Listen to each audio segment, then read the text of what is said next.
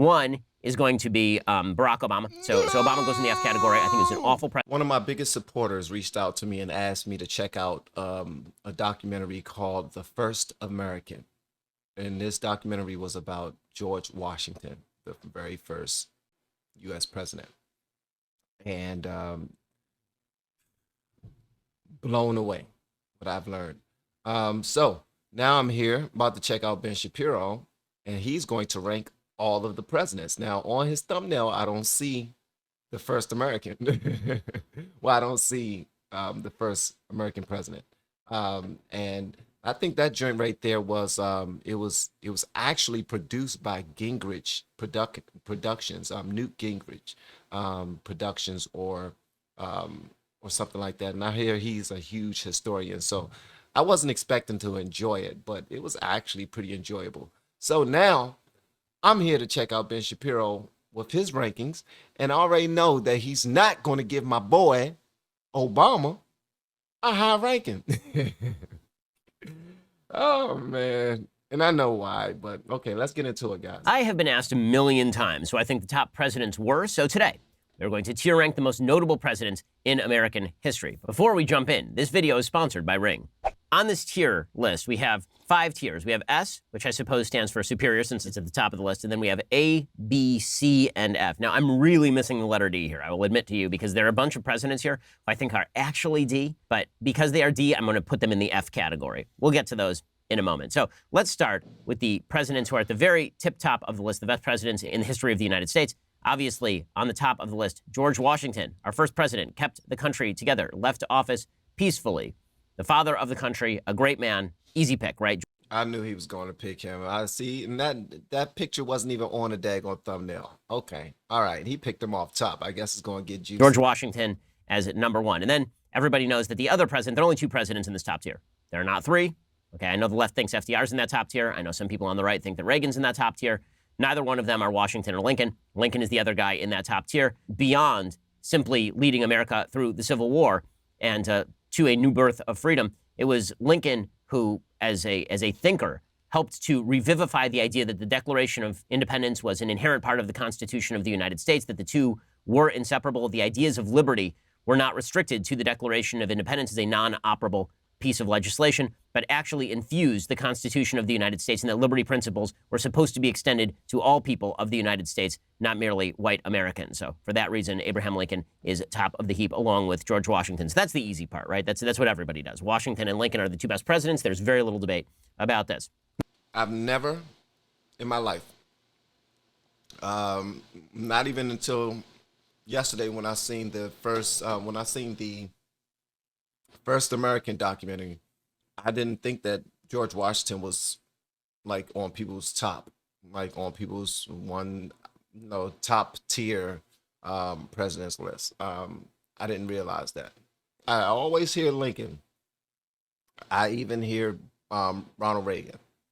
But never have I heard George Washington on the top tier until yesterday. So yeah. Then things start to get kind of interesting. So I'm going to sort of do this in reverse order. I'm going to start with the people who I think are just the worst presidents, like people who just were terrible. So let's begin with the president who I think was pretty easily the worst president of the United States, without much of a question, Woodrow Wilson. Woodrow Wilson is a clear F. Woodrow Wilson is garbaggio. Woodrow Wilson was a vicious racist who was in favor of radical expansion of the federal government. He believed that the state should have no limits on it. He was effectively a socialist. He believed that the administrative government of the United States should be run top down by the elites. He not only got us into World War I, he then used World War I as a pretext to basically go after his political opponents with the Sedition Act. Woodrow Wilson was a horrible, horrible, horrible president. Wow. And the fact that for a long time he was considered one of our better presidents speaks to how dumb America's historical class is. The reason a lot of America's historical class likes him is because they, again, like the administrative state. The administrative state, for those who don't know, that's the idea the executive branch really should run the government, that the legislature is sort of a vestigial organ. The president should be, as Woodrow Wilson says, as big a man as he can be, as big a man as is capable of filling the office.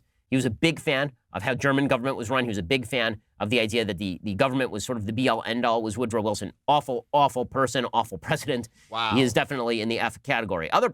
That blows my mind a bit because I live in the DMV area, D.C., Maryland, and Virginia, and the bridge that separates Virginia from Maryland on 495 is the Woodrow Wilson Bridge.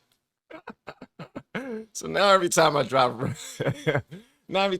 across that bridge, that's the first thing I'm going to think. I'm gonna be like, man, he was a horrible damn president.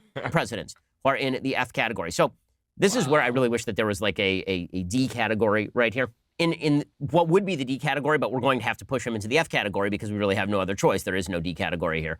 LBJ definitely goes in that category, in that F category. So LBJ, awful president. The sole bright spot in the LBJ administration was a bright spot, and that was the Civil Rights Act. The Civil Rights Act, which is exactly right on banning all sorts of state practices of discrimination, is wrong when it comes to encroaching into private rights of association, and is wrong in some of its broad outlines as far as how to deal with the private sector. Everything else is garbage. The extension of the welfare state is garbage. The Vietnam War and his strategy in pursuing the Vietnam War, graduated equilibrium, horrible, horrible garbage. Right? So LBJ, terrible president. He definitely goes in that bottom tier along with Woodrow Wilson. Other people who belong in that bottom tier, and the much beloved FDR goes in that bottom tier. Despite historians' attempts to paint FDR as a wonderful president, it's pretty obvious that he lengthened the Great Depression by as much as 8 years, according to a study from UCLA Anderson Business School, through his horrific economic policies. He basically portrayed anybody who was not under his thumb as a quote-unquote malefactor of great wealth. He was a class warrior in the extreme. He really didn't know much about economic policy. Like, I'm glad that he was great on the radio, but aside from his pursuit of World War II, that's pretty much it. Now, this is why, again, that D category would have been good, because FDR as a World War II leader was good, except for, you know, the whole unfortunate imprisoning 100,000 Japanese Americans in camps. That was not so good. But what? I got to hear more about that. Sheesh. Why he imprisoned so many daggone people? My gracious. And Ben Shapiro, that dude is a brain. You know, like Mr. Brain on a what's that TV show of the guy that was always trying to take over the world. Yeah. Ben Shapiro he's smart, man. Other than that, his World War II pursuit was good. I wish that he were in that D category, just like I wish that LBJ were in that D category, so we could at least recognize the good things they did alongside all the bad things. But some people have FDR in like the top tier of presidents. No effing way. No way. Okay, other presidents who belong in that bottom tier of presidents. I'm put Richard Nixon in that bottom tier of presidents. I think Nixon was a terrible president. I know there are a lot of Republicans who have sort of a warm spot for Nixon, mainly because he was not George McGovern. But putting aside Watergate, which again is like the least of his sins, considering that LBJ bugged Barry Goldwater's headquarters in 1964. He instituted price and wage controls. He did not dismantle the vast government apparatus that was built by LBJ. In fact, he exacerbated that. Didn't he get impeached as well? No. He was the one that was like this in his pictures.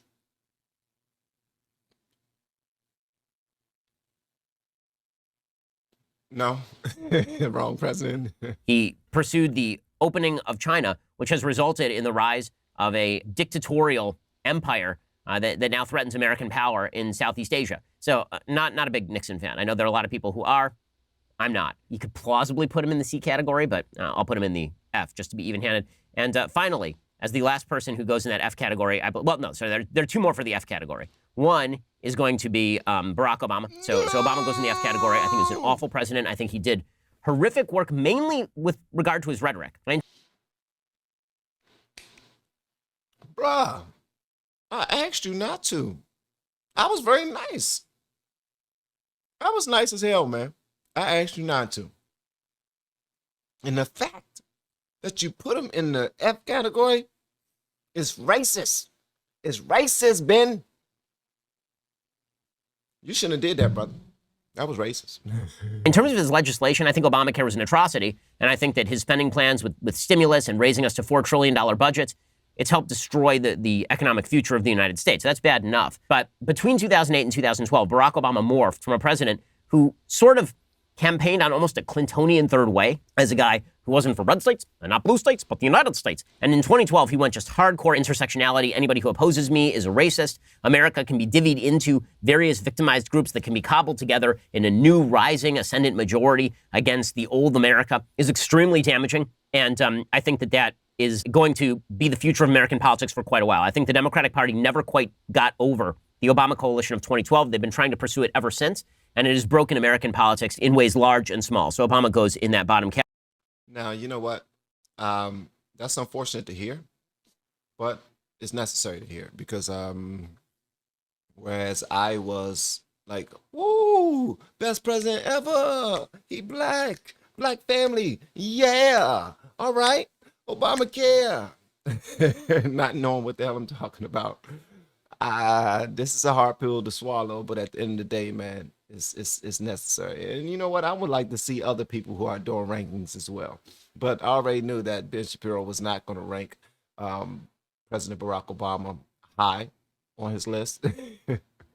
I didn't think he was going to put him on the F list, but hey, it is what it is. He put like 5 or 6 other people on there, so hey, it is what it is. Category. And then finally, last guy who goes in that category is, of course, James Buchanan, who is the president just before the Civil War. Now, to be fair, I'm not sure the Civil War happens because of James Buchanan. I don't think he does much to stop it. And so you have a bunch of events that are happening outside of Buchanan's control. Doesn't mean he was a good president. He was a terrible president. Okay, so now we've got your top category. We've got the F category. Now we're going to do some people who are in the middle. So in the A category, which is just below S, we'll put Calvin Coolidge. So Calvin Coolidge, really underrated president, because Calvin Coolidge is the last president in American history to truly understand that the presidency should not be a major factor in your life. Now, Calvin Coolidge was famously taciturn. They used to call him Silent Cal. There's a famous story about Calvin Coolidge where he was at some sort of dinner party and a reporter came up to him and she said to him, President Coolidge, I've just made a bet with somebody. And she said, my bet is that I can make you say more than 2 words. And he said, you lose. And that was sort of how Coolidge was. But Coolidge also had a wonderful understanding of the Constitution and Declaration of Independence. He gave a speech on July 4th, and it's one of the great orations in American history about what America means and why the foundational principles of the Declaration of Independence had led to the prosperity of the United States, how the freedoms and liberties guaranteed to individuals had led to the prosperity of the United States, that we were created by the Declaration, we were created by the Constitution, we do not get to create it. It's really, really good stuff. One of the tragedies of American history is that Coolidge stepped down and Herbert Hoover took over, and Herbert Hoover was, in fact, quite a bad president. Why did he step down? Why did he step down? Was he under some type of scrutiny or something? And also, I must say, Calvin Coolidge, the name Calvin Coolidge, is that's a cool ass name, Calvin Coolidge. Yeah, and honestly, man, I'm not gonna tell y'all what I was about to tell y'all. Okay, let's go. Who else do we have here? Well, I'll put Reagan in that A category. And now Reagan's big problem as a president was, of course, that he didn't get the spending under control. He was also saddled with the Democratic Senate for part of his term. In terms of breaking the back of inflation in the United States through his Fed chief, Paul Volcker, in terms of radically lowering taxes in the United States and leading to 2 decades of growth, in terms of escalating defense spending, particularly on Star Wars, and breaking the power of the Soviet Union, Ronald Reagan goes near the top of the heap. So he ends up with Calvin Coolidge, who was one of his heroes, by the way, in that A category. Now, we'll have to add this, and don't get mad at me, but the black community believed that Ronald Reagan was one of the worst presidents ever, because they believed that the crack epidemic would have never started had it not been for him. I believe in that time, during the 80s, cocaine and crack, well, cocaine wasn't even in the black community.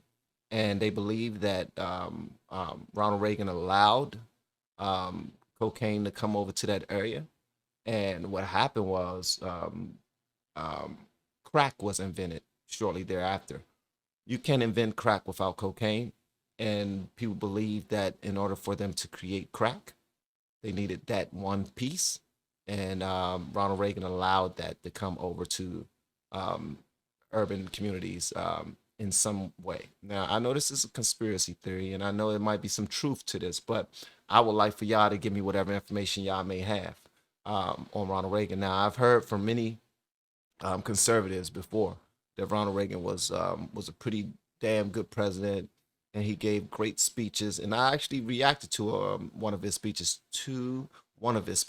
and this was when he was trying to he was backing someone else who was running. Not for president. I think that he was running for something else. And this is before he ever threw his hat in the ring in order to run for president. He gave like an amazing speech. But also he was an actor. He was a regular Joe, who just had a love for the country and extremely intelligent and very charismatic. And as some of you say, he was a handsome guy and all this other stuff. So I get it. But the black community will give him a huge thumbs down. A huge thumbs down. Other presidents who end up in that A category probably have to put Thomas Jefferson in the A category for his federalist view of American government, what we would call federalist now, meaning he wanted to devolve more powers to the states. Also, the Louisiana Purchase, which is one of those weird moments in American history where he saw a good deal, recognized he didn't have the constitutional authority to make it, and then went ahead and made it anyway. But Jefferson is widely regarded as one of our better presidents. I'll put Ulysses S. Grant, I think, in this category. So there's been a great sort of revision about how Ulysses S. Grant is portrayed in American history. Ulysses S. Grant originally was portrayed as sort of a drunken sot who lucked his way through the Civil War and then into the presidency and then was responsible for the rise of pork politics and sort of Gilded era corruption. That's not really accurate. If you're going to remember Ulysses S. Grant's presidency for anything, remember it for the fact that he presided over Reconstruction. And one of the great tragedies of American history is that Reconstruction ends with Ulysses S. Grant's term in office, and Jim Crow really begins and gains a serious hold, and the KKK basically becomes a powerful force in the South after Ulysses S. Grant leaves office. Revisionist historians are now kind of looking back on the Grant era and realizing that he was a stalwart defender of freedoms being extended to newly freed slaves in the South. B presidents. Wow. I didn't know that. All right. I did not know that. That's okay. That's really good information right there. I can take back to the camp. People who are like, okay, kind of okay. So I'll put JFK in, I'm putting him as a C. JFK goes as a C. One of the more overrated presidents in American history. Obviously, history has been more kind to JFK because of the assassination than it otherwise would have been. The man was responsible for a wide variety of debacles during his first couple of years in office, including the Bay of Pigs debacle. However, he was a fervent anti-communist who did cut taxes. But as far as him being like one of our better presidents, I don't see any evidence of that. By the way, our engagement in Vietnam begins with JFK. It does not begin with LBJ. Let's see, Grover Cleveland we'll put in the B category. So Grover Cleveland, the only president to serve twice non-consecutively. Grover Cleveland was responsible for making sure that the federal government did not outgrow what it was supposed to be. He famously rejected a stimulus package directed at Texas drought relief, saying that there is no constitutional warrant for this, which is something you would never hear from a president today. He goes in the B category. Wow. I'll put William Howard Taft in the same category. William Howard Taft was a far more conservative figure than Teddy Roosevelt. We'll get to Teddy in just one second. This brother is a historian, man. This brother is a historian for real. And I appreciate him doing this because I did not know this much about the presidents. Shh, don't tell nobody. But I'm happy to hear about it because it has to start from somewhere, right? It does. I mean, if none of these people, none of these presidents piqued my interest before, and now I'm hearing these things, now I have something to start off and move forward on. And I'm glad that he's doing this, to be honest with you. Now I do want to know, because he's very much about the law. I don't know which of those presidents were Democrat or Republican presidents. Not that it mattered, but I would like to see how fair he's being. So I'm going to look this up too to see which of those were Republican or Democrats. Well, William Howard Taft was a sort of retrenchment of traditional Republican values. He went on to serve on the Supreme Court of the United States, a sort of a figure that's been lost to history and people make jokes about him because he was extremely fat. But the truth is that he was actually a pretty good president, and if it had not been for Teddy Roosevelt and his ego trips, then William Howard Taft would be more fondly remembered as the person who defeated Woodrow Wilson in 1916, which in 1912 rather, which would have changed the course of American history for the better in a lot of ways. Harry Truman is a B president. He tends toward the C. I would say that he's a B president because of his Cold Warrior nature, because of his handling of the end of World War II. I have a personal fondness as a Jew for Harry Truman, as virtually all American Jews do, because of his willingness to signal American support for the establishment of the State of Israel. The reason he doesn't rank higher on the list is because he had some dictatorial tendencies with regard to unions. There's a famous Steele case in which he intervened in a fairly illegal way. And then not only that, his policy toward China was really bad. He should have provided significantly more support to Shanghai Shek in the face of the Maoist revolution in China. His failure to do so was instrumental in the rise of communist China. Also, his handling of the Korean War left some things to be desired. President Trump, I think, is a B president. Now, I think in terms of policy, he'd be closer to an A. I think in rhetoric, the problem is that he's really been self-defeating, the president. I think most people understand this. So he's had some real rhetorical. See, I was going to say something about that because I thought that he was going to put him in a higher tier. I mean, listening to you all go on and on and on about how great Trump was, I thought that Ben Shapiro would definitely put him in a higher tier. Now, over time, he might rise to a higher tier based off of whatever he did, his footprint when he was in office, how it goes over to future times. But I don't know if Joe Biden already killed those things that he put into place, but we'll see. Highs. I mean, he gave a great speech in Mount Rushmore, for example, that I talked extensively about. He gave an excellent speech in Poland talking about the defense of Western civilization. He has said many great things in the culture war that I think are worthy of saying. He has also said some incredibly wild and irresponsible things over the course of his presidency. He has led to less support for his agenda items that should be wildly more popular. I mean, the fact is that heading into the election, over 55% of Americans said that they were better off than they were 4 years ago, and then he performed at like 46% of the popular vote. There's only one reason for that, and that's because he was so rhetorically irresponsible. Again, on policy, you got to put Trump up with people like Ronald Reagan and Calvin Coolidge. In terms of rhetoric, you got to put him much further down the list, and so he ends up on average being in that B category. He is not an F, as so many people keep saying. That's ridiculous. He is not even close to in the same category as people like Woodrow Wilson, for example. I'm glad he said that. I'm glad he put that out there. Now, he's breaking it down in a way that seems to be very objective and fair, so I'm appreciative of that. Forget one F, by the way. Jimmy Carter was an F. Jimmy Carter was a garbage president. So, as always, like all historians, I forget Jimmy Carter. Jimmy Carter was not a good president. Maybe slightly better than people recall, in the sense that he actually did try to bring down inflation in the latter years of his administration. Yeah, did so unsuccessfully, but slightly better does not mean good. He was still a horrible, horrible president, so horrible that he got himself blown out by Ronald Reagan, who was largely considered by the media to be this sort of jokey figure. I'm going to put Teddy Roosevelt in the C category. Again, were there a D category, he would be in the D category. Teddy Roosevelt was the first progressive president. He foreshadowed Woodrow Wilson, believed in the rise of the administrative state and this massive federal infrastructure. He pursued trust busting, which was really an irresponsible policy driven by populist need to break up big companies for no actual legal reason. I don't think that Teddy was a particularly good president. He did have expansionist tendencies that definitely maximized the territorial holdings of the United States, or at least protectorates of the United States. But overall, not a big Teddy Roosevelt fan. James K. Polk is an oft-neglected figure. He was responsible for widening the borders of the United States into Oregon and the beginnings of places like California in recognizing the Texas Republic, the Mexican-American War. He probably goes in the B category. Also, the only president in American history to run for one term and then win and pledge at the beginning, I'm only going to be a one-term president and leave, which, honestly, that'd be more of that would be good. Calvin? Wow. Yeah, more of that will be good, rather than trying to run for two when you haven't fully focused on one yet. So I could just imagine if you were to fully focus on, your one term, how well you would do, and you don't really have any type of desires to be in to do 4 more years, then your first 4 would be, I don't know, it won't be predicated on whether or not you'll be offered a job next time. It'll be simply you're here trying to make the best of it, trying to make all the best changes in the world, and then you just move on with your life.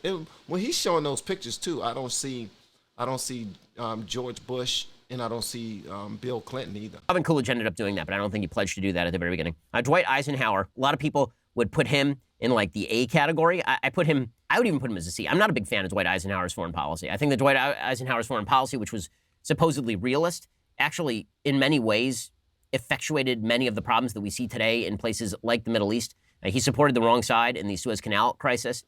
He basically did nothing as the Russians steamrolled the Hungarians during the Hungarian Revolution in '56. Yeah, I'm actually not a huge Dwight Eisenhower fan. Overrated. And then finally, in C presidents, I'm going to put George W. Bush as a C-level president. And that's largely because of the last 3 years of his administration. He started off as a sort of compromise figure. See what I'm saying? He said, and finally, he put W. Bush. What happened to to Clinton and George W.'s father? What happened to them? Like, he's not putting everybody up there. I wonder why. And then he became the guy who led us through 9/11 in what I think was truly heroic fashion. And then by the end of his term, when he was, saying that we had to step in and save capitalism by destroying capitalism, and when he was not taking on the subprime mortgage crisis, I think, in a responsible way. The big problem for Bush is that Bush was never capable of explaining himself and sort of assumed that history would explain him for him, and I just don't think that's ever a good strategy. Okay, so there you have 22 presidents. There are a few who, in retrospect, I wish that I had listed here. Andrew Jackson should be on this list. He probably ends up being a B president mainly because of his policy with regard to Native Americans. He would rank higher if it were not for his rather nasty policy, to say the least, with regard to Native Americans, fighting back the nullification crisis, ensuring the United States did not break apart. B president, probably historically speaking, 10 years ago, you would have said he was an A president. There are a couple other presidents that we could rank here, but there you have it. There it is. What do you think? What did I get wrong here? You got wrong, President Barack Obama. I know y'all like to fuss at me in the comment sections about that, but I don't care. Everybody got their daggone weird biases. Man, it sucks hearing the things that I'm hearing though about the guy, but you know, it is what it is. But okay, he named 22. That's what the thing was. So he only did 22. Got you. He didn't do all 40. Well, it wasn't 40 because some of them did 2 terms. So he didn't do Bill Clinton either. I wanted to see Bill Clinton. Did I get any of them wrong? Of course I didn't. But let us know down in the comments. But yeah, I want to hear what y'all got to say about this in the comments below. And if you have yet to hit that subscribe button, please make sure you do so on your way out the door. So again, guys, I'm Van, and now we are all the LFR family, and I look forward to seeing you on the next video. Hopefully inside the Patreon as well. You all have been amazing per usual. Love y'all. Bye.